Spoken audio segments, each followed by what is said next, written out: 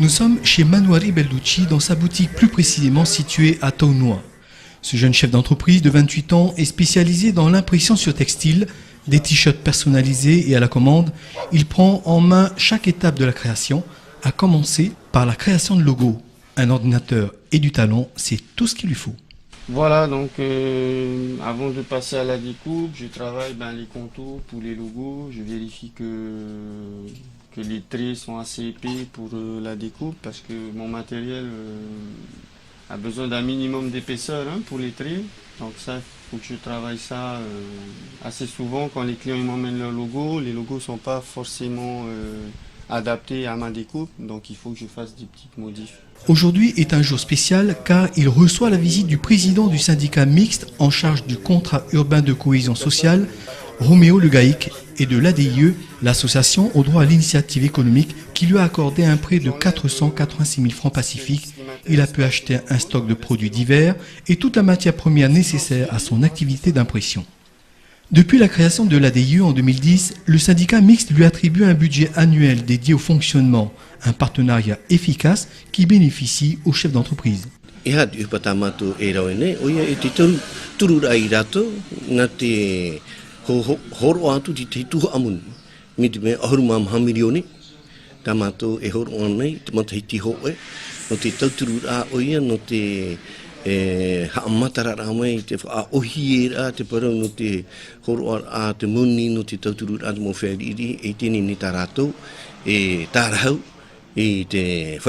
Donc il y a un partenariat financier qui nous permet concrètement de mettre en place les actions sur la zone CUX. Donc la zone CUX, ça va de Maïna jusqu'à Papara et ça inclut également Moréa.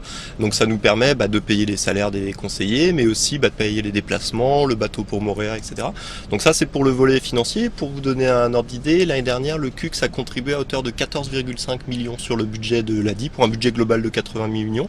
Donc une bonne partie du budget de l'ADI est ciblée sur les quartiers prioritaires sur l'agglomération de Papeete. Et le deuxième volet, c'est un partenariat technique où en fait on travaille avec les agents du CUX dans les communes pour aller toucher les populations les plus précaires sur les quartiers prioritaires. Et donc là, ce sont des visites tous les combien de temps ? Alors là, c'est une visite pour faire rencontrer des élus du CUX avec des porteurs de projets. Mais sinon, il y a l'accompagnement de l'ADI classique où là, on va rencontrer les porteurs de projets. Alors c'est très variable, certains ça va être tous les mois, d'autres c'est un petit peu plus espacé. C'est dans le cadre de l'accompagnement classique de l'ADI. Direction Nahuatl, sur les hauteurs de Pire, où nous allons rencontrer un garagiste. Landry Marou travaille chez lui. Il a lui aussi reçu le soutien de l'ADIE par l'obtention d'un prêt de 453 000 francs. Et comme Manouari, il a pu acheter des outils. En moyenne, tu gagnes combien par mois à peu près ?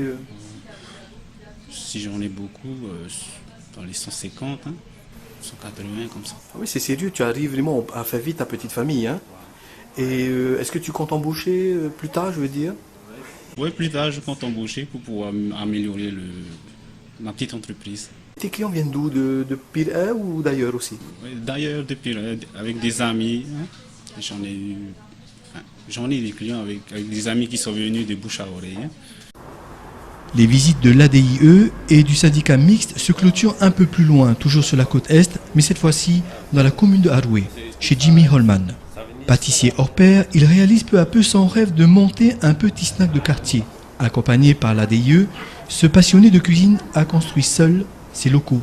Et n'ayant pu faire appel au service d'un entrepreneur car trop cher, Jimmy a décidé de construire son futur snack de ses propres mains avec seulement 1 100 000 francs. L'exemple de nos 3 jeunes chefs d'entreprise montre la volonté de la nouvelle génération polynésienne de construire un avenir meilleur. Et si parfois leurs actions semblent isolées, les très petites et moyennes entreprises représentent tout de même 80% des patentés inscrits au registre du commerce.